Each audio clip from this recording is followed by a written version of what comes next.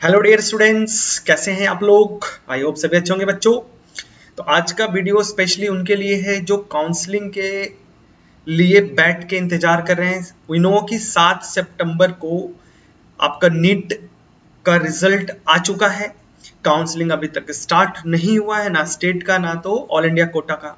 तो आज इस वीडियो में बच्चों हम लोग दो चीजों पे बात करेंगे। एक तो हम बात करेंगे कि काउंसलिंग कब से शुरू होगा, और दूसरा बात करेंगे कि जो काउंसलिंग का जो बेसिक प्रोसेस है वो क्या होता है, और अभी जो खाली समय है बैठे हैं बच्चों उसमें आपको क्या करना चाहिए। तो तीसरा टॉपिक में थोड़ा और भी डिस्कस कर दूंगा इसमें, ठीक है। तो इस वीडियो को आराम से लास्ट तक देखिए क्योंकि आपके लिए ये काफी इंफॉर्मेटिव होने वाला है, ठीक है।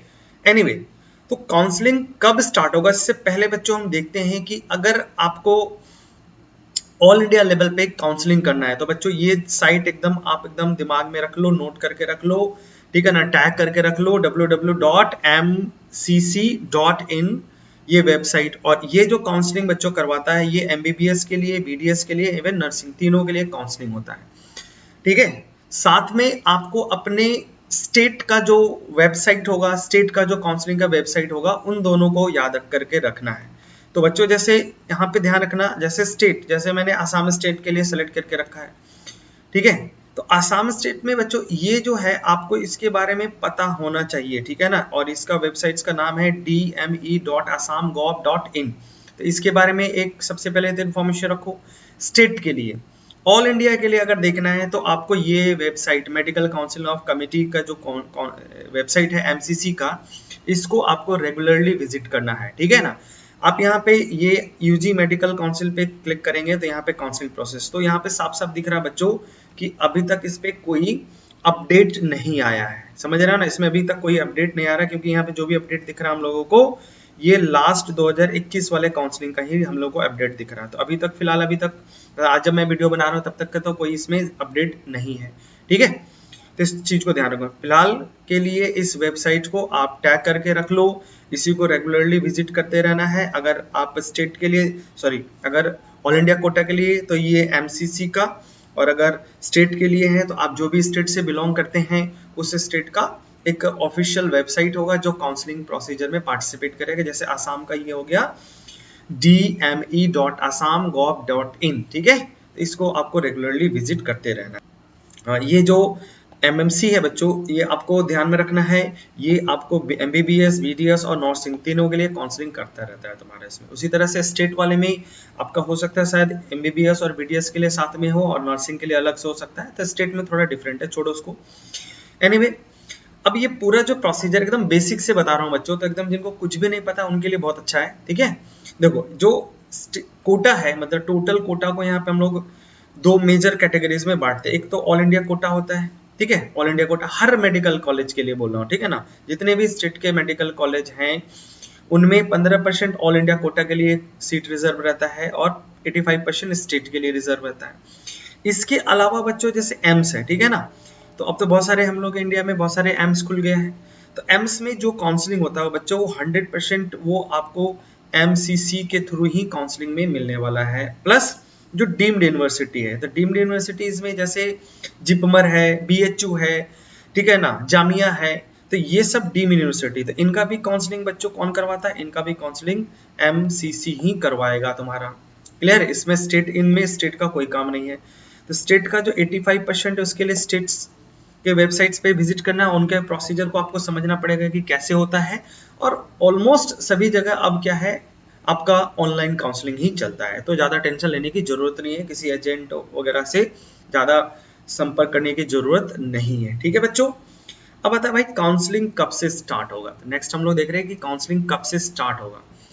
तो काउंसलिंग बच्चों देखो जनरली क्या होता है, जैसे इस बार का जो रिजल्ट था वो आया था 7 सितंबर को, और रिजल्ट के करीब करीब 20 से 25 दिन के अंदर में बच्चों क्या हो जाना चाहिए था, आपका काउंसलिंग स्टार्ट हो जाना चाहिए था, ठीक है। काउंसलिंग स्टार्ट हो जाना चाहिए था, लेकिन आज जैसे देखते हैं तो आज अभी तक तो काउंसलिंग का कोई भी अपडेट नहीं आया है, ठीक है। क्लियर है।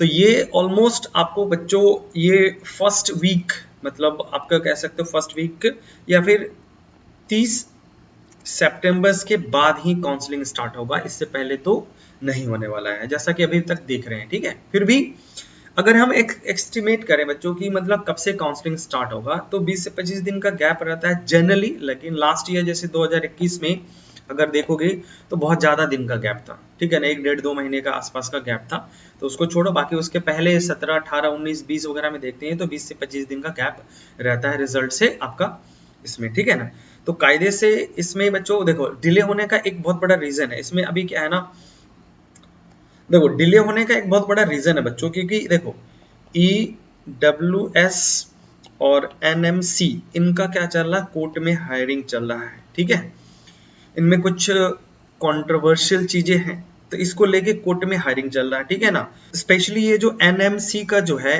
बिल जो था, ये रिगार्डिंग द प्राइवेट कॉलेज, जिसमें इसका जो फीस है बच्चों, इसको अप टू द किसमें गवर्नमेंट कॉलेज के बराबर करना था। तो ये वाला जो केस है सुप्रीम कोर्ट में चल रहा है, और ये बच्चों अराउंड ये फ्राइडे मतलब 30 सितंबर को इसका एक हायरिंग है। ठीक है ना, इसका 30 सितंबर को एक हायरिंग है। तो वैसे भी देखा जाए तो 30 सितंबर तक तो ऐसे भी काउंसलिंग इसके बाद ही हो रहा है। तो जो काउंसलिंग है बच्चों मेरे हिसाब से या तो जैसे फर्स्ट वीक जो होगा आपका अक्टूबर का, ठीक है, फर्स्ट वीक ऑफ अक्टूबर या सेकेंड वीक ऑफ अक्टूबर से ऑलमोस्ट ये काउंसलिंग आपका स्टार्ट हो जाएगा, मतलब दिवाली के आसपास से पहले स्टार्ट हो जाएगा इसमें।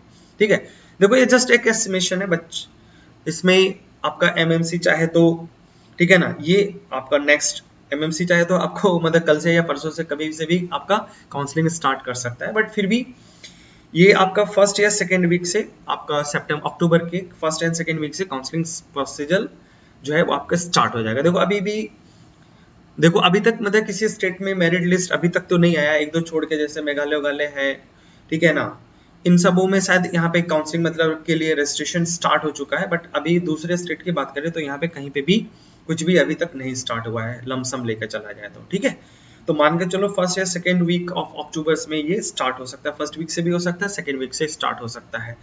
ठीक है बच्चों, एनीवे अब आ जाते हैं हम लोग बच्चों एक लमसम इसमें काउंसलिंग प्रोसीजर्स क्या होता है उस पर हम लोग थोड़ा सा ध्यान देते हैं कि क्या क्या हो सकता है तुम्हारा इसमें, कैसे होता है, क्या स्टेप्स हैं इसमें। तो यहाँ पे टोटल मैंने बच्चों इसको मैंने आपको first second third and fourth step में बांट के रखा है। फर्स्ट स्टेप में राउंड 1, सेकेंड में राउंड 2 और थर्ड में mop up round and fourth में स्टे वैकेंसी राउंड जो है वो चलने वाला है। तो इसमें काउंसलिंग क्या होता है बच्चों, जैसे आपका पोर्टल खुल जाएगा, रजिस्ट्रेशन स्टार्ट हो जाएगा, तो एक फी डॉक्यूमेंट वगैरह जो भी सबमिट करवाया जाएगा, हार्ड है या सॉफ्ट कॉपी, जिस फॉर्म में आपको इंस्ट्रक्शन दिया जाएगा वो दे दिया जाएगा। ठीक है बच्चों, इस वीडियो में मैंने डॉक्यूमेंट्स के बारे में नहीं कुछ बोला है, तो अगर आपको डॉक्यूमेंट्स के बारे में जानना है तो आप कमेंट सेक्शन में जाके कमेंट करेंगे कि क्या क्या डॉक्यूमेंट रिक्वायर्ड है, तो मैं अलग से एक वीडियो अपलोड कर दूंगा डॉक्यूमेंट्स को लेके कि क्या क्या डॉक्यूमेंट्स आपको अपडेट करना है। ठीक है, तो डॉक्यूमेंट्स अपना रेडी करके रखना है। ठीक है, काउंसलिंग जब स्टार्ट होगा, जब आप ऑनलाइन अप्लाई कर दोगे तो काउंसलिंग ऑनलाइन ही चल रहा है, कहीं भागा दौड़ी करने की कोई जरूरत नहीं है। हाँ, इसमें क्या ध्यान रखना, देखो पहले क्या चलेगा बच्चों, इसमें चलेगा राउंड 1 और वो भी ऑल इंडिया कोटा के लिए। जैसे ये कंप्लीट होता है फिर राउंड 1 आपका स्टेट कोटा का चलेगा। ठीक है, लेट्स सपोज आपको इसमें कोई सीट मिल गया, ठीक है ना, आपको सीट यहाँ पे कोई सीट अलॉट हो गया तुम्हारा। ठीक है, अगर आपको आपके इच्छा के हिसाब से कोई मनमर्जी हिसाब का कोई कॉलेज अगर नहीं मिला है तो आप चाहे तो इसको छोड़ सकते हो, यू कैन लीव दैट। ठीक है ना, you can leave that seat. ठीक है ना, आप इसको छोड़ सकते हो। ठीक है, उसके बाद जैसे ये कंप्लीट होता है बच्चों, फिर आपका स्टार्ट होगा सेकेंड स्टेप। सेकेंड स्टेप में राउंड 1 राउंड 2 चलेगा ऑल इंडिया कोटा। ये जैसे कंप्लीट होगा फिर आएगा राउंड 1 स्टेट वाला कोटा। तो एकदम सीक्वेंसली, मतलब स्टेट का और ऑल इंडिया का दोनों साइमल्टेनियसली चलता रहता है। हाँ, एक बार आपको अगर यहाँ पे राउंड 2 में सीट अलॉट हो गया तो you can not leave the seat, क्योंकि अगर ये सीट आपने छोड़ा तो आपको पेनल्टी भरना पड़ जाएगा और आपको डेफिनेटली लेना ही पड़ेगा ये सीट। ठीक है, ठीक है, तो बहुत सारा होता है कभी कभी क्या बच्चों कि आपको राउंड 1 में आपको अपने हिसाब का सीट अगर नहीं मिला, आपको कॉलेज नहीं मिला है और आपको उम्मीद है कि सेकेंड राउंड में वो कॉलेज मिल जाएगा, तो आप छोड़ सकते हो, सेकेंड राउंड में मिल जाएगा आपको। ठीक है, बट अगर सेकेंड राउंड में व्हाटएवर जो भी आपको कॉलेज अलॉट किया गया है, ठीक है। अगर उसमें से कोई भी सीट आपको मिल गया, कोई कॉलेज मिल गया, तो आपको कंपलसरी लेना ही पड़ेगा, आप उसको छोड़ नहीं सकते। ठीक है, क्लियर है, एकदम क्लियर कर लो। तो इसमें क्या होता है कभी कभी कि जैसे राउंड 1 हुआ, नहीं ली सीट मिला, छोड़ दिया, राउंड 1 2 हो गया। अब बहुत सारे बच्चे होते हैं जिनको भाई स्टेट का ही कॉलेज चाहिए, तो अगर मान लो और उसमें भी कोई पर्टिकुलर उनके रीजन का कोई कॉलेज, वही कॉलेज चाहिए, तो राउंड 1 में अगर नहीं मिलता है तो राउंड 2 में स्टेट वाला मिल जाएगा। सेम उसी तरह राउंड 2 में आपको ऑल इंडिया कोटा के थ्रू भी मिल सकता है।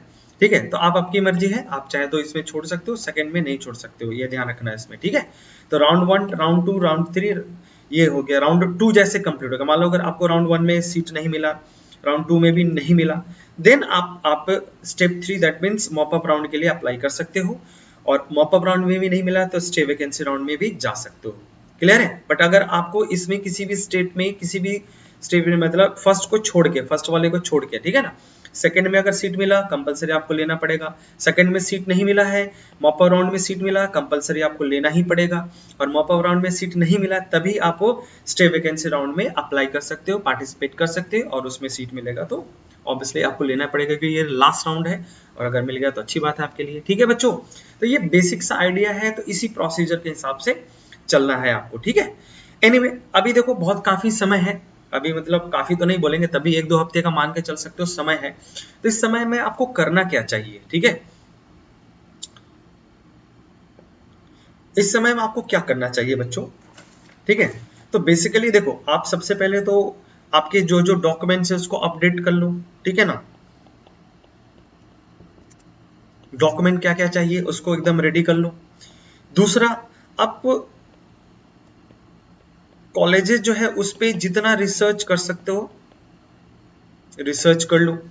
ठीक है, ताकि जब आपका काउंसलिंग स्टार्ट होगा तो फिर आप परेशान ना हो कि कौन सा कॉलेज लेना चाहिए नहीं लेना चाहिए। ठीक है, और ये देखो ये एजेंट वगैरह जो होते हैं ना, एजेंट, इन सब से बच सकते हो अगर आप थोड़ा सा भी रिसर्च कर लोगे कि कौन सा।